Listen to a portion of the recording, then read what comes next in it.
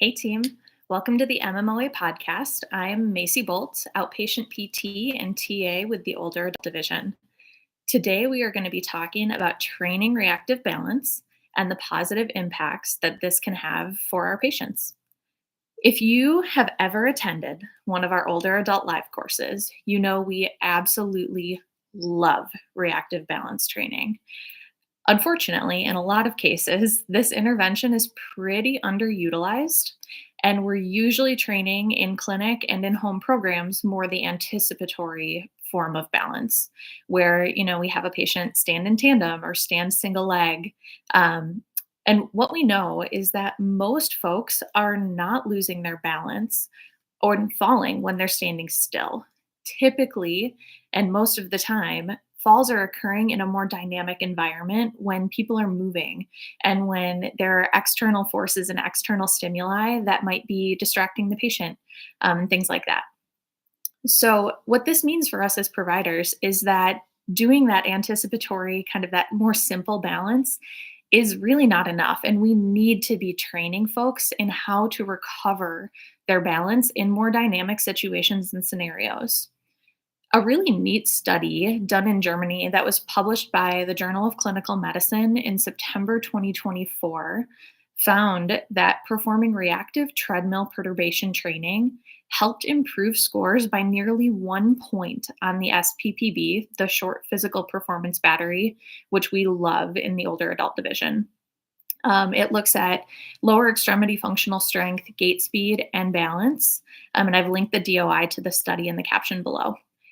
So the population that this was done with in this study was 97% pre-frail and frail individuals who were hospitalized for over a 2-week time frame. Many of the patients also had multiple comorbidities, which included cognitive decline in some cases. And the intervention period was 90 minutes of training over the course of a 2-week span. Interestingly, they described the intervention as high frequency, low intensity, meaning that they were giving perturbations via the treadmill roughly every 10 seconds or so. But the amount of perturbation did not need to be enough to actually elicit a stepping strategy. So, what we know in, anecdotally and in our clinical practice is a lot of times we are, when we're training reactive balance, trying to get that stepping strategy because we know that that helps people kind of keep their balance. So in this study, they found a significant change in that SPPV score, but they were not giving enough of a perturbation to even elicit that step.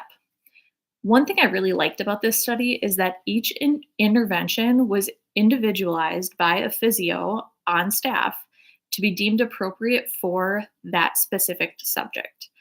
So, what that means kind of practically is that it doesn't give us a lot of information about how to standardize the intervention, but it does give us a lot of freedom to look at the individual that we're working with and find a stimulus for our specific intervention that's going to challenge them to help improve their reaction to an external perturbation.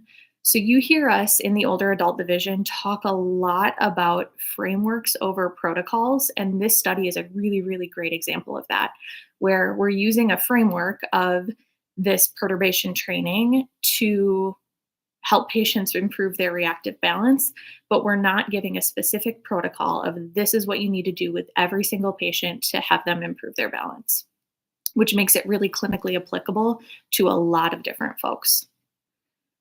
So while it would be lovely if we all had perturbation treadmills in our clinics, that is simply not feasible because they are incredibly expensive.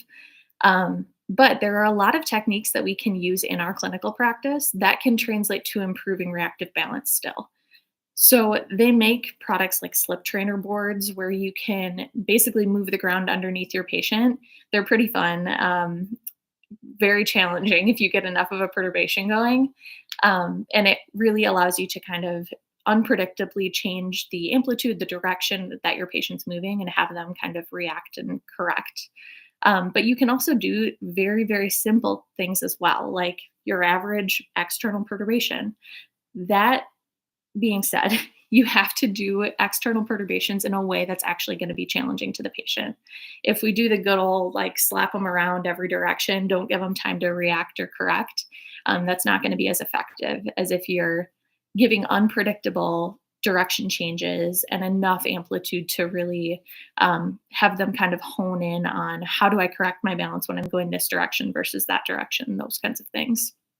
Another great tool that I like to use in clinic, and I've given people home program versions of this, is the tidal tank, which is a big tube that you basically fill with fluid.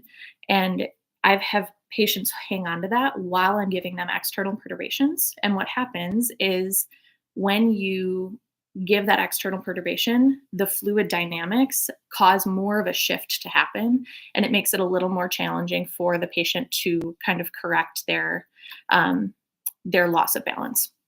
So for home, if you are either a home health clinician or trying to give a home program, I've found that like gallon jugs or like a Culligan tank of water works really, really well as kind of a home version of a tidal tank. So that's just kind of a little clinical pearl there.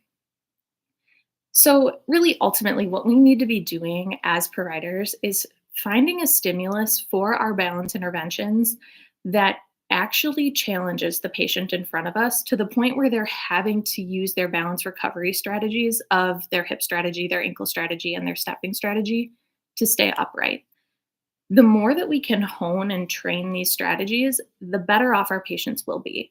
And the better time they're going to have recovering from a stimulus that causes them to lose their balance and have to use those techniques. Thanks for joining me today. If you're looking to get more ideas and practice regarding balance training with older adults, all of these balance strategies, training reactive balance, please join us at an upcoming older adult course. We'll be live in Greenville, South Carolina, the last weekend in May, Aspinwall, Pennsylvania, June 7th and 8th, and Leander, Texas, June 21st and 22nd. And our online cohorts for level 1 and level 2 start up next week. So do not miss out on this opportunity to either join us at a live course or an online course. You will not regret it. Thanks, guys.